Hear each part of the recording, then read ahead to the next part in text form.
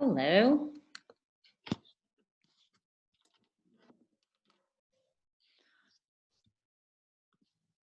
Right, more people are joining.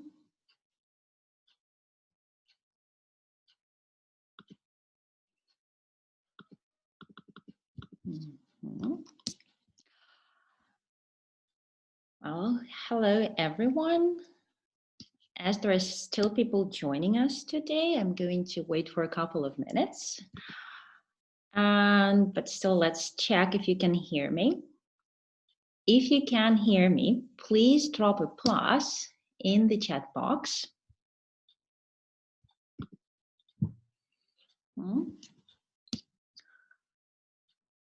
All right, yes, people can hear me. This is great. Okay, so thank you very much for joining me on this Friday. Probably this is your lunch break. So thank you for taking time to attend this webinar. Okay, so just a warning, this webinar is being recorded. So, well, I don't think you can switch on the video, but just in case, please do not switch on your video, and please do not unmute yourselves because, well, today's format is webinar, not a workshop. Okay, so let's get started.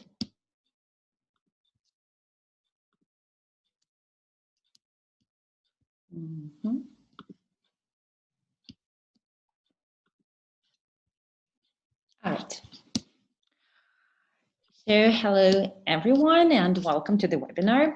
My name is Diana Vasilenko. I'm Director of Teacher Training at International Language Center, which is an authorized Cambridge Assessment English center where we run exams and Cambridge teacher development or teaching qualifications courses.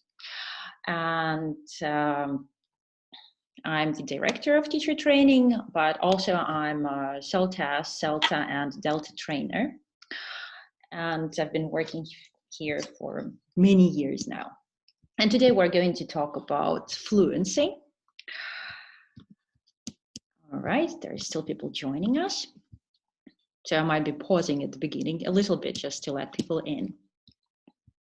Right. So, but before we get started, I'd like to get to know you a little bit as well. So if you don't mind, could you please write who you are in the chat box? Not much, just the city you're from, school, company, or university where you work, if you'd like to share this, age of the students you work with, and the number of years in teaching. So how long have you been teaching English?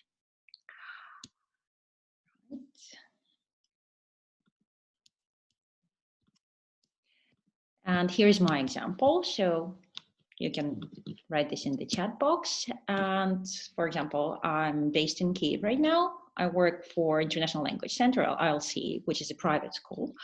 I've worked with students aged from 16 to 70 years old. And I've been in teaching for, well, actually more than 12 years now.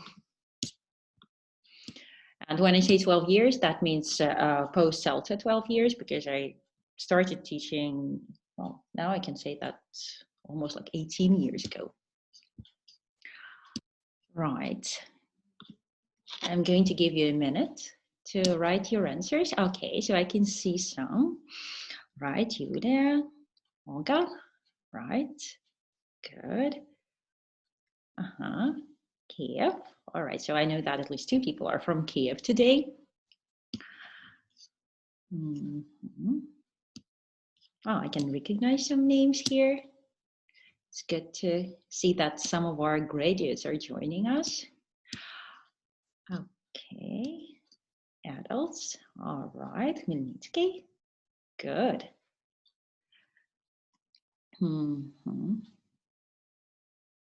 Kropivnitsky. Nice. Okay. Right, well, thank you very much for sharing your answers with us. So let's get started then.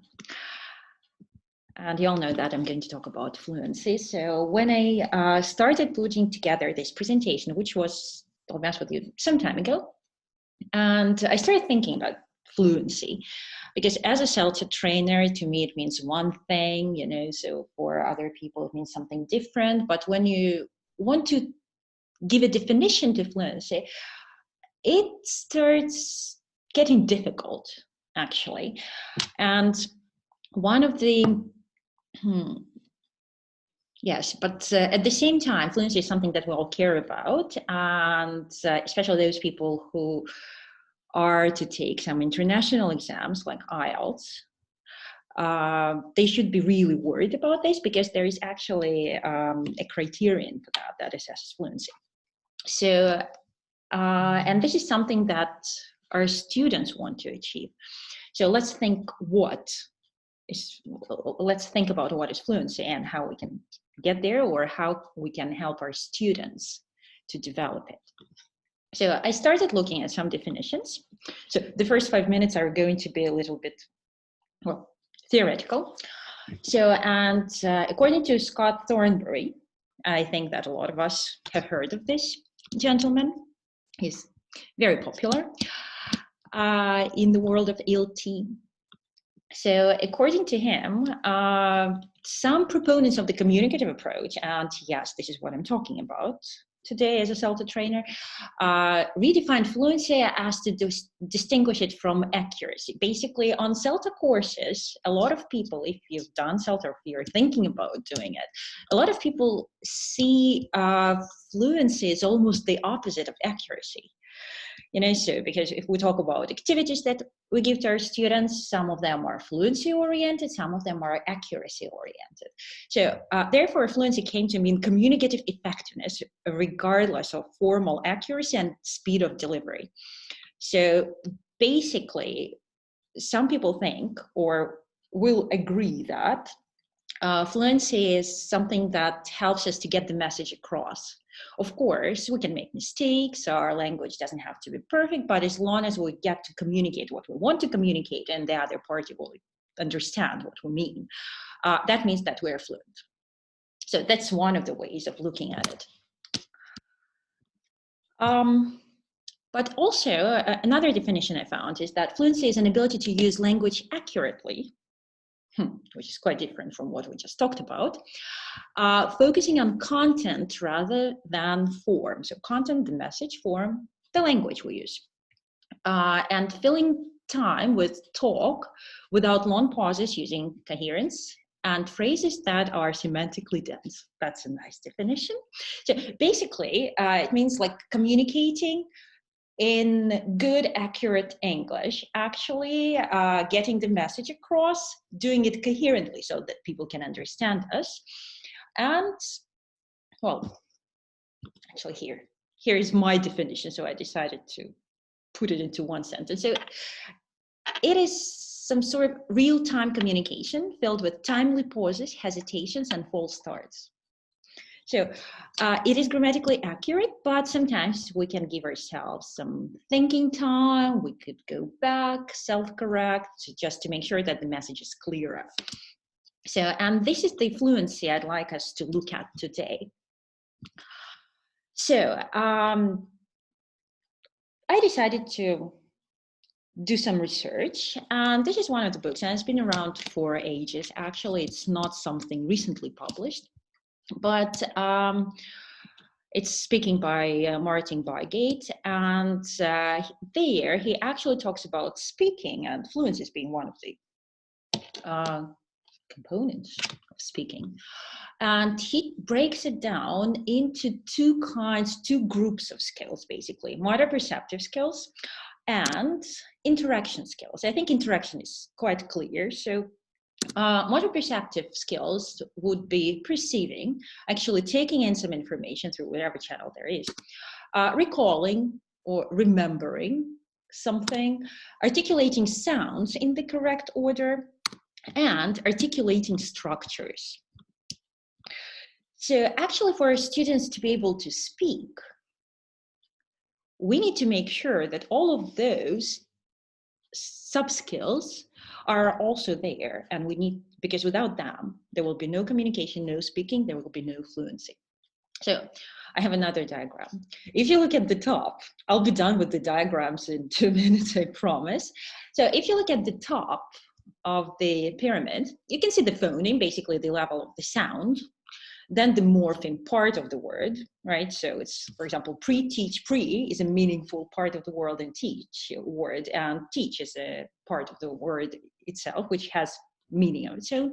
Then the level of the word, phrase could be the noun phrase, like a beautiful girl, that's a phrase. And clause means that there is a subject and a verb. I'm saying all this just to make sure that we're on the same page. So clause, basically, this is the level almost of the sentence. Then utterance, a phrase that is pronounced, could be several phrases, several clauses, and then the level of the text. And it's kind of funny because we cannot talk about fluency without all of the things that we can find at the top of this pyramid. So therefore, almost done with the theory. For the purposes of this presentation, I decided to break fluency in the following kind of things that we're going to look at. So basic fluency. Again, this is not an official term. This is the term that I came up with for this presentation.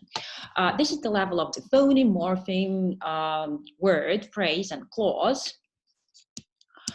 And the next thing we're going to look at is the long-term speaking. So the ability to keep talking and develop ideas.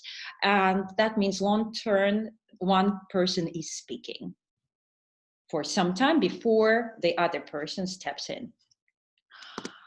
Interactive communication, this is how to communicate with another person. And faking it. This is the most interesting part, and I'm going to talk about it. I'll give you more information about this a little bit later, but I kind of like this term because if we're not talking about native speakers, and as teachers, sometimes we do that, and this is something we can teach our students for them to actually successfully pass exams. So even if they are not fluent, they can still sound fluent sometimes, but I'll give you more information about this later. All right, so let's have a look at the basic fluency activities. And again, we're talking about speaking. The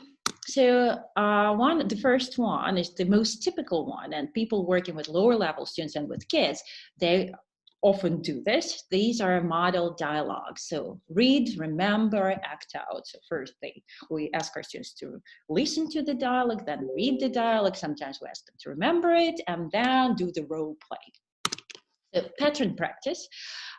This is the drill of isolated items like words, chunks, sometimes sounds, but still from the sound we'll move to the word. And again, this is very important for the sake of automaticity, because without being able to pronounce a sound or a word, our students cannot move to the next level. Right? So, people are still joining us. So, moving on. Drills and chants. This could be phrases and dialogues, just repetition and to make them automatic. Reading aloud. This is something that we often discuss on CELTA courses, because reading aloud is actually not a reading exercise. It's a speaking exercise because it gets our students to practice pronunciation. And this is a good exercise. Look and say exercise. So basically pronouncing words to make stories. So here, once they've been able to pronounce the word correctly, they can articulate the word, they can put the words into phrases. Now they're going to make short phrases based on a story, or based on a picture. Mingling activities, another form of drill actually, because normally they ask questions like, do you, blah, blah, blah, or did you do this or that yesterday? And writing tasks. And this is something that as a teacher, I'm particularly fond of, because writing does help us to get closer to speaking. So if you want your students to do a speaking exercise, perform a speaking task. For example, you want them to give a presentation in English, to tell about their holiday or favorite piece of furniture, whatever. It's a good idea to give them time to prepare and to first write what they're going to say. By that I mean that they need to take some time to think about the words and grammar, to write them down, and then, without looking at the text they've written, they can start basically retelling the text, which again helps them with the words, it helps them with the grammar, and this is again one that brings them one step closer to being fluent. So let's have a look at some typical activities. And for this, I'm going to ask you to use the chat box, right? So have a look at this one. Look at the activity. So you need to find someone who likes or loves this. So in order to do that, you need to ask people this question.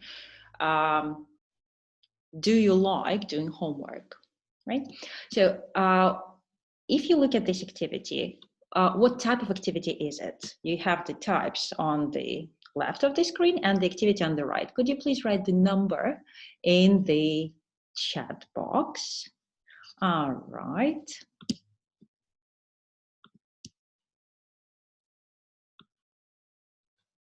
All right, thank you. I'm going to wait for, okay.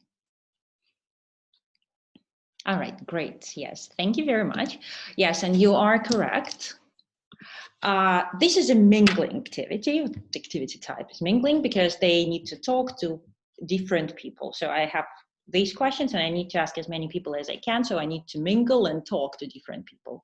Yes, but actually I like that somebody wrote number 3, drill, which is also possible. Yes, this is kind of a walking and mingling drill, but in order to complete the task, people will need to ask the question, do you like to ask this question? That's drilling the question. So that's a good valid point as well. Right. Let's have a look at the next activity. Again, look at the activity, take a moment to think about it and write the number in the chat box.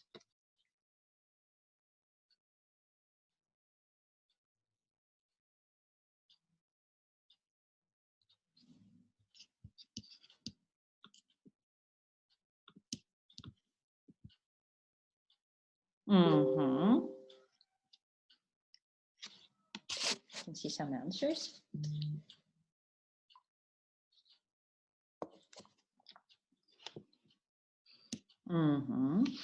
All right, so let's talk about this. Good, I can pattern practice absolutely, but well, my answer would be drill and chants because it comes from the book Just Chants, and I think that if you've been teaching for more than 5 or 10 years, you definitely know that one.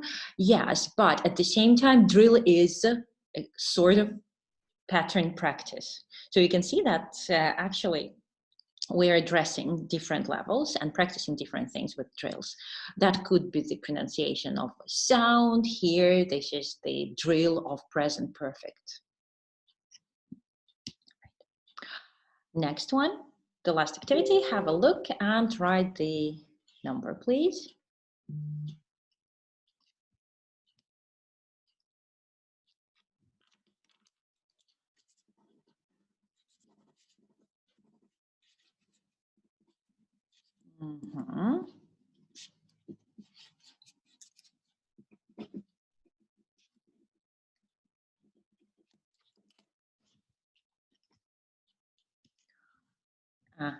Thank you very much.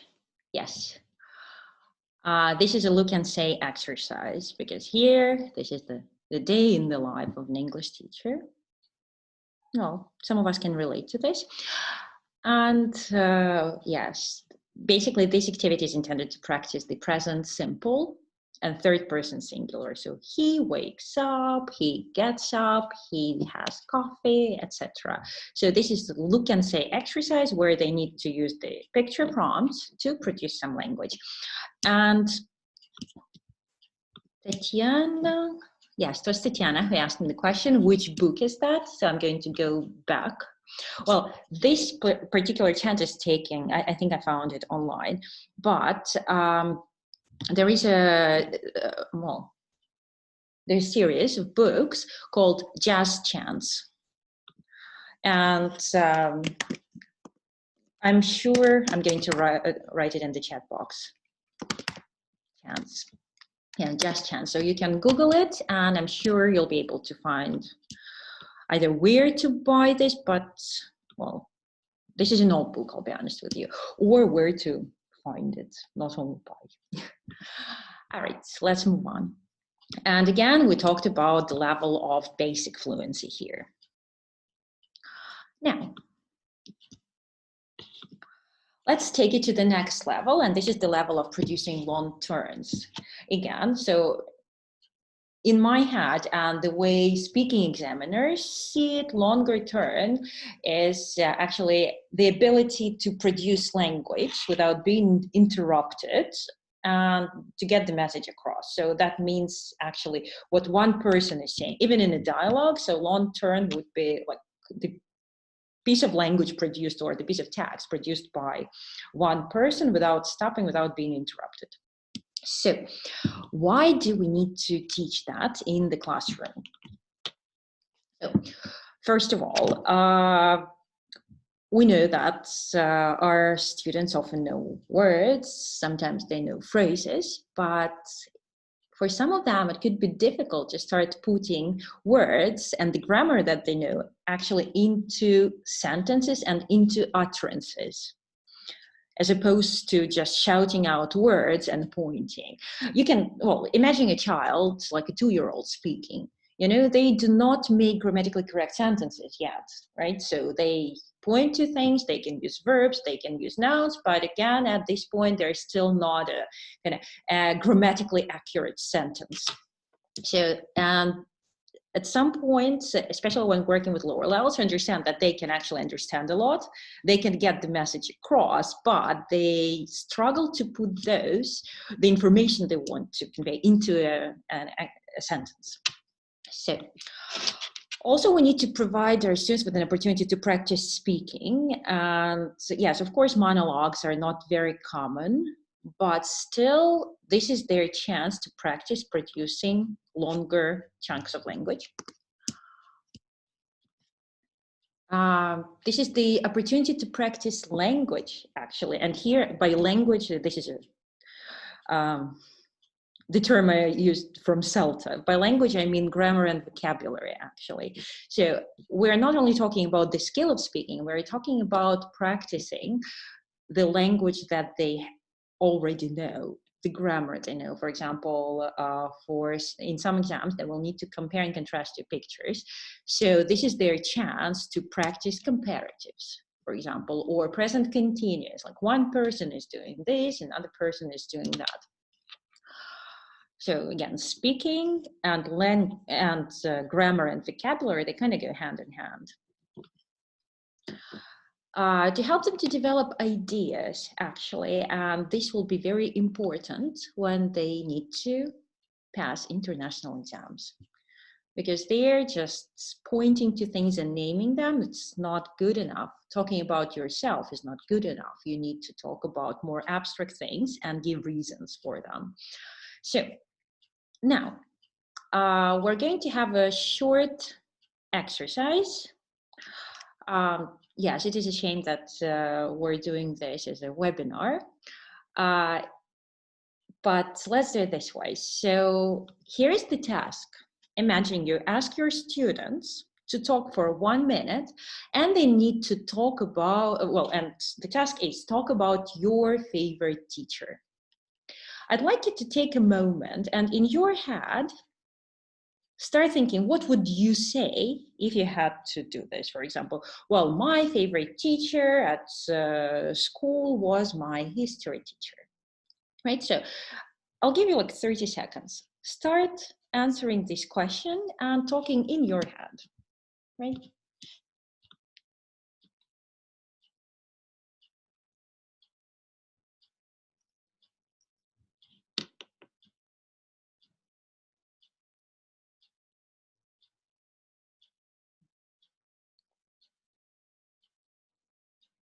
It's strange when people are talking in their head without hearing that.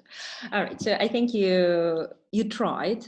So now I'd like you to tell me, do you think this is for, you're a teacher, but for a student, is this an easy task or a difficult? So could you please write in the chat box, E, if you think it's easy for students to do just like that right away, give them the task and they talk for 1 minute, or is it difficult for them?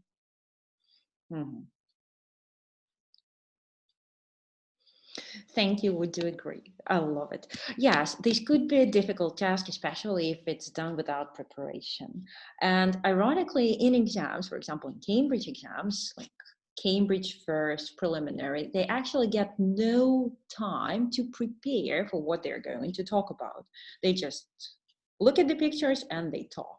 So that could be a useful exercise for students, because especially if you work with teenagers, you know that they don't talk. A lot of them don't talk. Okay, not all of them. There are exceptions, but they are reluctant to talk. But it's our job to teach them to talk. So this is what you could do with teenagers. So to make it easier, not only teenagers, everyone, adults, but with any student, teenagers in particular, and kids. So to make it a bit easier for them, I normally use questions to help. So now, the task is in the middle. Talk about your favorite teacher. Yes, Alyssa? Yes, okay, that's another good, yes, I'll talk about the comment that I can see in the chat box. This is great. Yes, so first, talk about your favorite teacher and use questions to help them. So my favorite teacher was my history teacher. Well, I really liked her because she was very good at telling stories. That was one of the reasons why I liked her. She had one of those traits, which I respect in people a lot, integrity. Actually, I haven't seen her for a long time. I'm talking about when now. But she was my teacher for 7 years in secondary school, and and I remember the first lesson when I met her, I was like 10 years old, but I was still impressed by how she managed to get us interested in the topic that we were, in the subject that we were studying.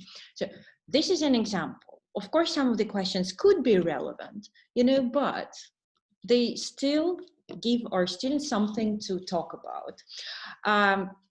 In the chat box, I can see a comment from, yes, I can see a comment from Alessia. So she's just making a mind map.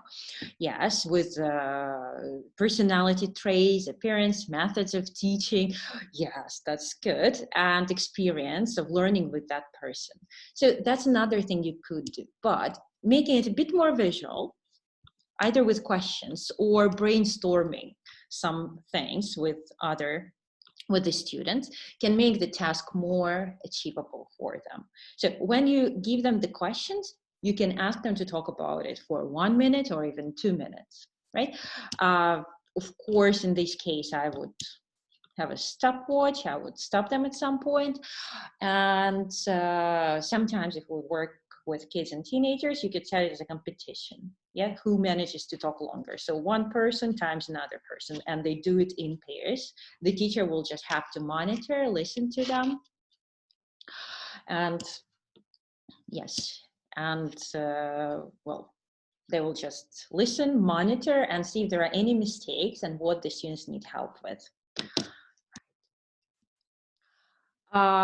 Sometimes with higher level students, and when preparing them for international exams, you might want to use or add linkers to that exercise, right? So one of my teachers, my favorite teacher at school was my history teachers. One of the reasons why I liked her so much is because she managed to get us interested in the subject. I remember one time when something happened and blah, blah, blah. So this is just an example. So to make it a bit more difficult for them, or to encourage them to practice linkers, you could add them to this mind map with questions as well, right? Just an example. There are lots of things you can do with a simple task like that. And the good thing is that you can ask them any questions. You can give them any task. Talk about your favorite teacher, talk about your favorite music, talk about your favorite TV show, talk about the concert you went to, anything, right? And the questions will help your students to talk and develop ideas, which is something they need. All right, let's move on.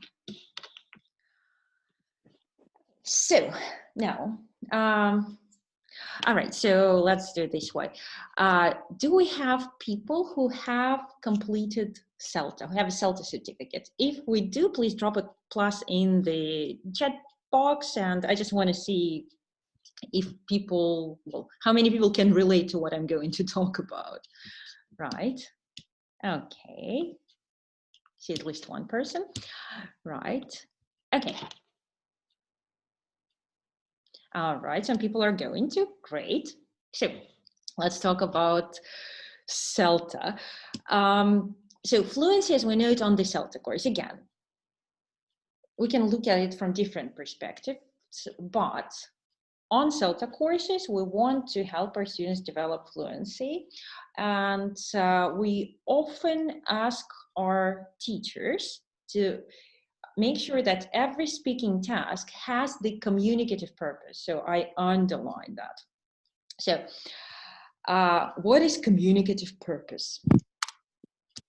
Well, this is basically the need to, well, when performing a speaking task, people need to interact with other people, right? So when we speak, we use speaking for interaction, for information exchange, or emotional exchanges as well, right? So, and normally when we engage in the activity of speaking, we have a goal to achieve. We need to have a reason to talk and a reason to listen. That's another interesting and important thing. So communicative purpose is basically the reason for them to talk and to listen. And when they focus on the outcomes of their communication, they focus on the meaning they'd like to convey. Remember, some people see fluency as more kind of content and meaning focused skill or sub-skill than accuracy. So here we need to give them a reason to talk to each other, the result and the outcome they need to achieve by communicating. And this way they focus on what they want to say as opposed to how they're going to say it. And they are motivated to speak and communicate to make themselves understood. If a speaking task has a communicative purpose. Right, just give me a second. I can hear some sound sometimes. No, everyone's muted. We're good to go. All right, so let's have a look at two tasks. Again, communicative purpose is the reason to interact. All right, so here we have two tasks taken from two different course books. So number 5, speaking, have a look at it. And number 2, another speaking task. Both of them come from elementary course book. So number 2 is from the, well, closer to the middle of the headway, and 5 is present perfect. So it's closer to the end of the elementary level. All right, so I'd like you to take a moment and think, read the instructions and decide, does this task give them a reason to interact? Does it have a communicative purpose? If yes, please write the number of task. So it could be 5, speaking on the left or 2 speaking on the right. Okay, take a moment to read the instructions and answer. Does it have a communicative purpose?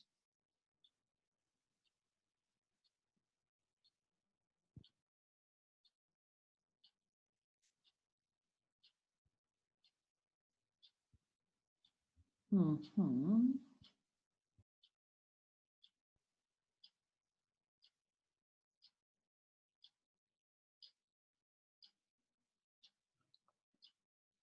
All right, I like it. So we have different opinions. Great, let's talk about it.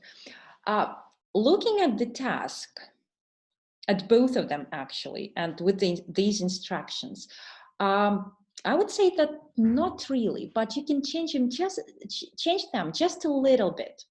Let's have a look at number 5, speaking. So stand up, mingling activity, right? We talked about that. Stand up and move around the class. Ask, have you been to questions until somebody answers yes? Write their name in the questionnaire. So here you have 1, 2, 3, 4, 5, 6, 7, 8. Yes, 8 questions. So technically you need to write 8 names and names of different people. All right, so if you look at it this way, it doesn't have a communicative purpose. But if you change it slightly and you tell them, okay, now talk, interview at least 5 people and write 8 names to share this information with the class. It gives it a reason, it gives this activity more substance, and it gives them a reason to actually talk and ask questions. You can say that the first person to write 8 names there will be the winner. So that will this will be more motivating for them than just walking around and asking questions, because they will want to win, they will want to write 8 names there. If we look at number 2, read the shopping list, ask and answer questions about what there is in the market. Which market? Where is the market? Not quite clear, right? So I would change it this way. So I would actually ask like 2 or 3 people to be shop assistants and give them pictures of things that they are selling, right? And 1 person will have the shopping list. Again, so for 4 people, if you have 8 people, you can have 12 people, you can have 16 people. For this is just an example. So 3 shop assistants or people who sell stuff, and 1 person who needs to buy. So this person needs to buy all these ingredients. So, and in this way, they need to walk around, ask questions, and tick the things off their list. Again, go to different shops, ask different people if they have these things, and the first person to tick everything off the list wins. And also, if you think about this situation, because if you just ask them, is there any bread? Yes, there is some. How much is there? Well, again, it doesn't give them a reason to talk, other than my teacher told me to do so. But if you change it slightly, it will look like a real live activity. And after that, they will feel confident that they can go out there in the streets of London. And yeah, those people who have been to London, they know that it's not that easy. The accent is different, but so they will be able to communicate, and they will be able to use the language to achieve their purpose. So now, moving on. Again, communicative purpose creates the need for them to interact with other people to achieve a common goal. So the shop assistants want to sell, the person with the shopping list wants to buy. This is the common goal. They need to have a reason to talk and reason to listen. Now, here are some tasks. Here's the first one. Look at the task. How can you change the task slightly for them to have a communicative purpose? A reason to interact. I'll be quiet for a minute. Please write the answers in the chat box. You can make them short. You just Say like, and do something.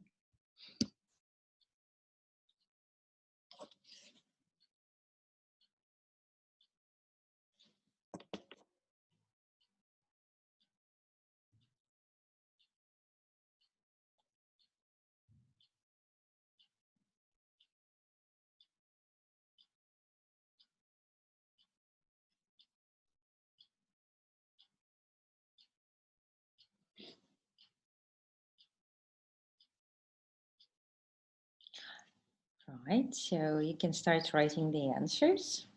Just some ideas. I know that people don't like writing during webinars. Yes, Tatiana, thank you. All right, so, okay. Report answers about your group. Okay. Or you can do this survey and write an article about your group. Which of these are most popular? Good.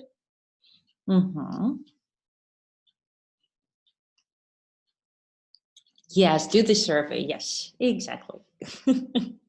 Yes, I said it faster than you wrote it, but that's because speaking is faster than writing. All right. Again, interview people in your group and say what is the most common activity or what is the general trend in the group. Yes, find someone who likes the same film as you. Exactly, that's the easiest one. Good. Oh, thank you so much. Great ideas. All right, let's move on to the next one. Thank you. All right, so here's another one. Work with a partner, ask and answer questions with when, use time expressions, and a go in the answer. When did you? So did you questions. How can you give this task a communicative purpose?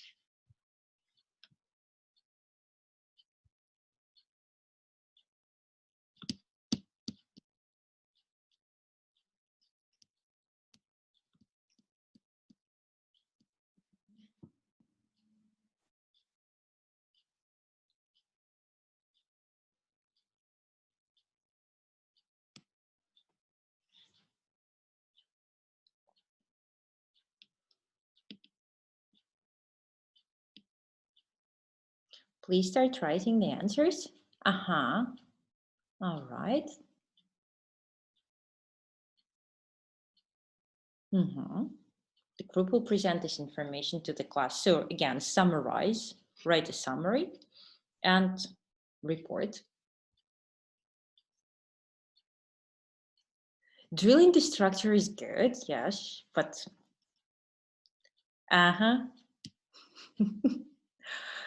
yes, I can see that Dasha probably knows where I'm going with this. That's nice. Find who is the earliest bird in the class. Yes, that's also possible. Well, but if we want them to ask more questions, yeah, so we need to change the task a little bit. Good. Let's move on to the next one. Yes, ask and tell your partner, but why? We'll talk about this. Here's one more task for you. Take a moment to think about it, please.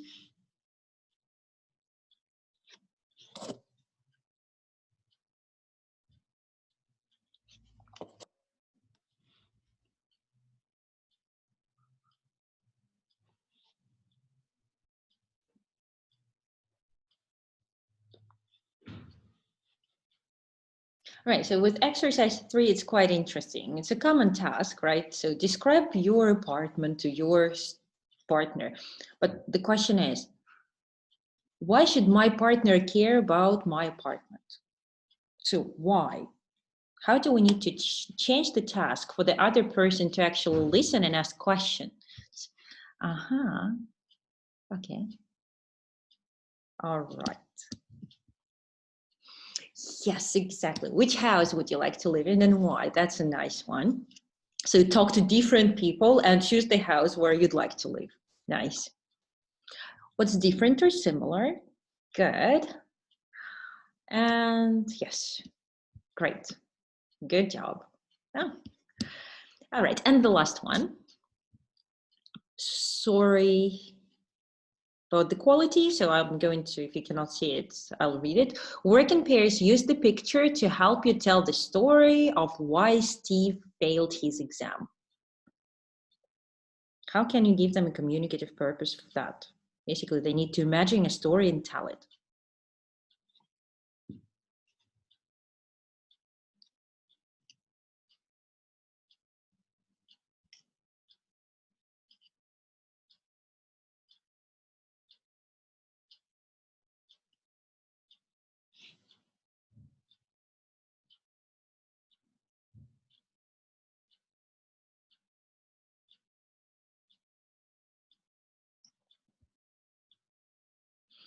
I can see some answers. Thank you so much for participating today.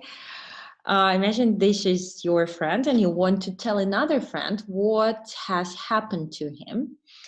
Yes, but why does the other friend need to listen? Can you remember if you had the same experience? That's a good one. Has this ever happened to you? How we tell how we shouldn't behave. That's a good one. Yes, right? All good ideas. Valentina, I agree with you. All right. So, of course, I prepared some of my answers. I'm not going to say that they are the best, but sometimes they are the fastest. So here's for the first two activities. So number 1 and 2, find something in common. And again, some of you mentioned that. Sorry. And yes, it does work. Of course, you can't just ask them to talk about something and always find something in common. It will get too repetitive, but it helps. So you can tell your partner about what you did yesterday. Try to find something in common. See, talk about likes and dislikes. Find something in common. It does the trick, because that's why it's very clear to them why they need to talk to each other and listen. For exercise 3 with the houses, and actually there is another idea which was quite nice. Try to sell the house. Would you like to buy the house as well? So, and sell the house, yes. So will you convince the person? So my idea was, listen to your partner. Would you like to swap lives with them or swap houses with them? Would you like to live in that house? But we saw that idea in the chat box. Right, so great job. So which house would you like to live in? And for the last one, which could be a bit tricky. So here, can you guess the real reason why he failed it? Right, so here you could actually have a correct answer. Yes, you can imagine the correct answer and they will believe you. So, and but before the activity, you can, well, to make it look more real and, well, make sure that they don't think that you're cheating, you can write the real reason on a piece of paper, put it on the board face down, have them speculate about it, tell the story, and then show them the correct answer. What was the real reason why he failed the test, right? And with this, we covered interaction, right? Now I'm going to move to the last part. And remember, I wrote faking it. So, one of my favorite sayings, or whatever it is, I don't remember the first time I saw that, but fake it till you make it. And it does work quite often, even in the classroom with students. Even if you're not sure what you're doing, you need to be confident. So, yeah, sorry, that was a bit of a joke. Basically, if we talk about exams, we can often see people who sound fluent, right? But what is that? Maybe they're not actually fluent, but they sound good. So my question is, and I'd like you to use the chat box for this. So think of a native speaker's speech. How is it different from a student's speech? Can you write some things in the chat box that make it different?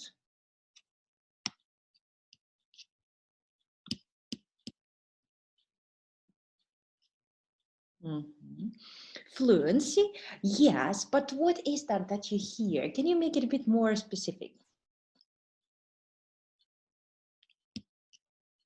Pitch pace. yeah, so if we talk, especially if we talk about Ukrainian students, the intonation or lack of intonation.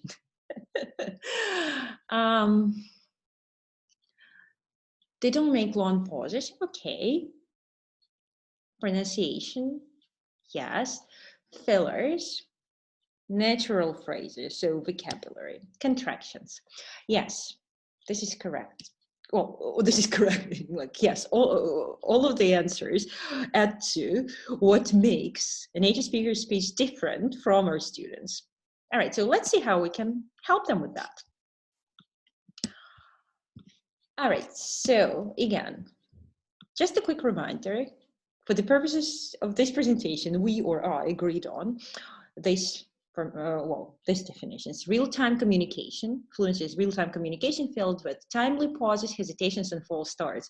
I liked it that some people said without long pauses. By timely pauses, I mean it is possible to pause, but these pauses are normally associated with the search for the idea, not for the right word you want to. Well, sometimes it can be related to words, but not thinking about which grammar you should use, present perfect or past simple here, right? So we understand what sort of pauses those are, right? So it's more about, okay, so what's the point I'm trying to make, instead of, oh, how do I say it correctly in good English, right? So now we're going to take fluency to the next level and helping learners sound more natural and keep the conversation going. So here, filling pauses, and we saw that use fillers. Tatiana wrote that in the chat box. Things like, well, I guess, I mean, well. So if we pause, thinking about what we're going to say next, we can teach them the phrases that they can fill those pauses with. Back channeling, that's one of my favorite things. It's actually another term for back channeling is active listening. So if two people are speaking, it's like, okay, so you won't believe what happened to me. Oh no, really? What? So this oh no, really is back channeling. It's basically showing that you are listening and participating in the conversation, even if you are not telling the story or you're not the main speaker in that dialogue at the moment. Turn taking, which could be actually, well, you can use some words for that, like if I may interrupt, you can use phrases, or you can simply recognize when it's appropriate for the next person to start talking, right? To be polite. Using vague language, and this is what I love teaching, 5 or so, or something like, somehow managed to do it. You know, those phrases, they make our speech sound more natural. So this is, in my opinion, that's simply a must for students. Hedging, phrases like hedging means not sounding too assertive or too sure of yourself and thinking like, okay, what I say is correct and my opinion matters. So instead of that, perhaps we could do this. Well, I agree with you to some extent. You might want to consider. So all of those phrases, they make the message more polite. Let's put it this way. And repair, which means actually changing something in what you've just said, which is impossible, by adding phrases like, what I'm trying to say is, yeah, so if you see that the communication didn't take place or the message didn't get across for some reason, this is how you can repair and go back and use different means to convey the message. All right, so I want to talk about back channeling. We still have 5 minutes, so I'll make it short. So functions of back channeling, active listening, as I mentioned, would be indicator of paying attention. It's like, yes, I see. Showing interest. Oh no, really, what happened? Or asking questions like, oh no, what? And where did you go? So this is showing interest. Showing agreement, I see. Signaling the speaker's understanding, similar to showing agreement. The only thing I can think of right now after talking for almost an hour is like, yes, I see what you mean. Yeah, that could be used. Also, according to Brown and Newell, with long turns, there is more strain on the speaker. So one person is speaking, which means that they find it difficult to keep talking, keep going without actually any feedback, like giving a webinar, right? So I keep talking and I cannot check if you're listening or not. That's why back channeling can serve the purpose of reassuring the speaker that the communication is taking place. So sometimes we can show it somehow or say, yes, yeah, I see. So this is the main function, actually reassuring the speaker that you're there and you're listening to them. All right, so how do we teach that? I'll go back to the question and the task. Talk about your favorite teacher. We did that individually. So one person is speaking, the other person is listening, but you can change it slightly. So student A, talk about your favorite teacher. Student B, show that you're interested and help to keep the conversation going. This could be done by asking questions. And you can ask them like, okay, so now talk for 2 or 3 minutes. You can give them more time for this. And yeah, so you can see the bubble, the top right corner with a question, talk about your favorite teacher, right? And here are some of the phrases which they can use to help. So responses or short responses to show that you are there. Like, I see really how interesting, sorry. And they can ask questions to keep the conversation going. Like, what happened? Where did that happen? So what did the other person think about that? Or what did other students like about the teacher? Yes, and again, if you want to make it if you really want to make sure that they are using those back channeling devices, as we call them, you can actually ask them to tick them off the list. If you've used it, tick. And they can finish the task only when they've used all of them. Of course, this will sound a bit contrived, but this is how you can change the task slightly for them to use the language. The communicative purpose would be, after they've swapped and the other person talked about their favorite teacher, give them time to decide on what those 2 teachers had in common. So that's the communicative purpose. All right. So actually, I'm done now. The recording of the webinar will be available on our YouTube channel at some point. Not right away, but just if you keep if you are following us on Facebook or Instagram, you will see an announcement and get the chance to look at the slides again. If you have any questions, please ask them now. Right, so this is the quick reminder of what we talked about, and that fluency is real-time communication filled with timely pauses, hesitations, and false starts, and this is what we need to teach. Right, and now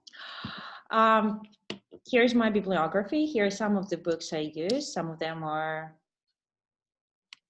well, Thornbury and Bygay. Those are theoretical books, but here you can see some of the course books I used for the presentation to show you the tasks. Right, I'm going to wait for you to ask some questions, right? And here's the link to our teacher training page at International Language Center. And if you're interested and if you'd like to learn more about the communicative approach, we offer teaching foundation courses. These are courses normally for the teachers who are thinking about CELTA but want to feel more confident when taking it. And this is it helps them to get a bit closer to the to the course and learn more about the communicative approach. And it's a short course. Here's some information about it. So 4 Saturdays, and it's not that expensive. And the next course will start in mid-March. And that one will be about teaching grammar and lexes. Also, At our center, we're starting to plan our next academic year, and starting from September, if you work with young children, the previous course, if we go back, I can see some questions. This course is done online, so you can do it on Saturdays without leaving your apartment or house. This CELT-P and CELT-S, these are blended courses, and this is what makes them actually so popular. And this is a Cambridge course. If the previous one is designed by our trainers, this one is for teachers working with primary school students, CELT-P, and CELT-S, secondary school students, teenagers. And this is a long course. It takes 6 months, but it can take, there will be some input online, there will be face-to-face sessions with trainers and some lessons that you get to teach and experiment with new approaches. So this is a very practical course, despite the fact that it is online. Well, of course, our favorite CELT, and I remember that some of you mentioned that this is a dream. So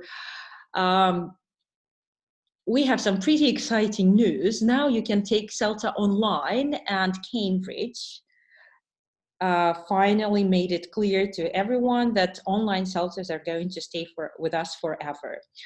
Which means that now you have two formats. If you want to do the offline CELTA, you can do it at our center. If you want to take the CELTA, if you want to do it online, you can do that as well. So it's the same as the face-to-face course, but that is done using Zoom.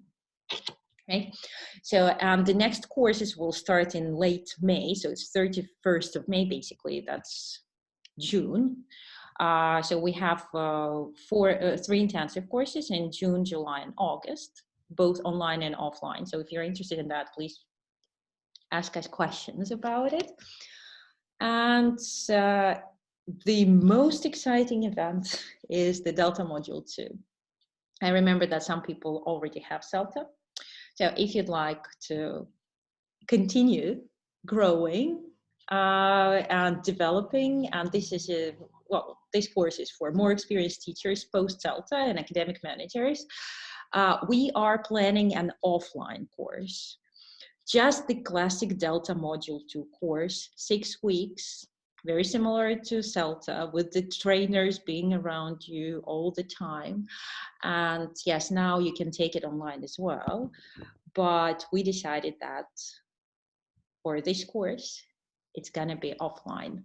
So, and we're very looking forward to that and meeting those experienced teachers who will come to our center and share their expertise and experience with us.